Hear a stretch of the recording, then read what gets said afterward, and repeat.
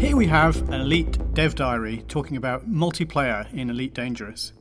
What you're seeing here is live gameplay footage captured from a PC.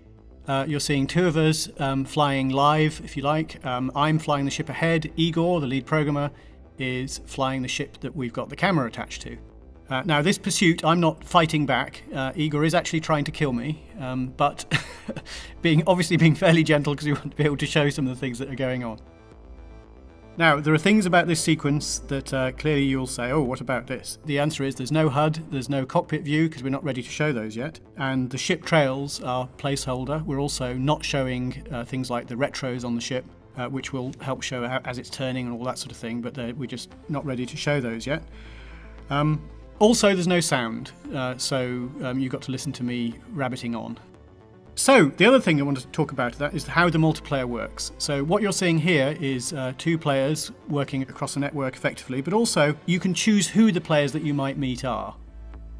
There's been some mention of that already on the FAQ on Kickstarter. But the idea is you can create your own groups. So it can have a group with just friends, or you can play entirely alone, or you can decide to have a free-for-all and play with everyone else who wants a free-for-all, which can be huge numbers of players. You can also choose essentially the rule sets of the game you want to create. So one of the problems with online gameplay is this one of griefing, where someone who's got an advanced ship just attacks everybody. It's trying to find a way to avoid that. Now, we have lots of strategies for that without simply not having it in the game, because of course the police will come, people get a bounty on their head, so others will attack them. Now, I think that will be self-balancing, but we have a lot of other ways up our sleeve. And for those players who really just want to head down, have a single-player experience, they can also do that. Now, there's another thing here that I want to mention, which is damage models. In original Elite and Frontier, the ships either blew up or they didn't. In Elite Dangerous, we plan to have damage models. So what you see here in the insert is a picture of the insides of an anaconda. What you will see here, once the sort of smoke and debris all subsides, because you'll see things spewing out when it's in the game from this hull, and also the odd cargo canister which you can scoop up, even from a ship that's not destroyed, because a ship, even with this level of destruction, would still be capable of flying. Now, you would also be able to come across sort of dead ships, salvageable ships if you like this, that have been mortally damaged, but where there are still some valuable things there to be rescued. But of course, they might not be dead, it might be a trap. But that's all. That will be all part of the gameplay. And of course, you would be able to get such damage repaired.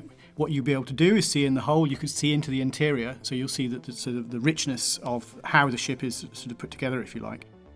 There's another thing that you'll see in this video, for those who are watching, is there's a heat mechanic concept where as you maneuver more and more rapidly, your ship gets hotter and your ship gets more visible on radar from the distance because it's giving out a whole load of infrared.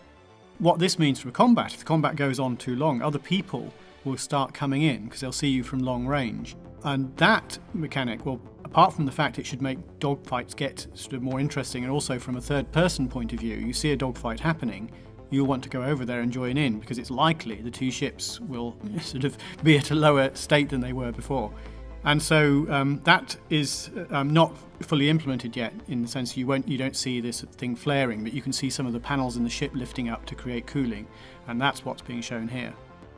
Now, there's another thing you'll see here, which is the weapons. I'm sure you've noticed that the weapon's only firing from the left. That's because this ship only has one hardpoint equipped. Each ship type has multiple hardpoints, and you can choose, with the corresponding weight cost, what weapons to equip on there, whether it's lasers, whether it's projectile weapons, as you see here, whether it's various types of missiles. We have a lot more different types of ordnance than in the previous games, and that gives a lot of variation in the game. You obviously have continuous and pulsed lasers, because we'd have to do that anyway, which essentially have no flight path but go directly to the target. So what you'll see here is there is a mass of content in the game. For all of those on Kickstarter, I'd also like to give a heartfelt thanks to all of those who've pledged, but whoops, hit an asteroid there. All of those who've pledged, and those who haven't pledged yet, it will be a great ride. Come and join us. Thank you.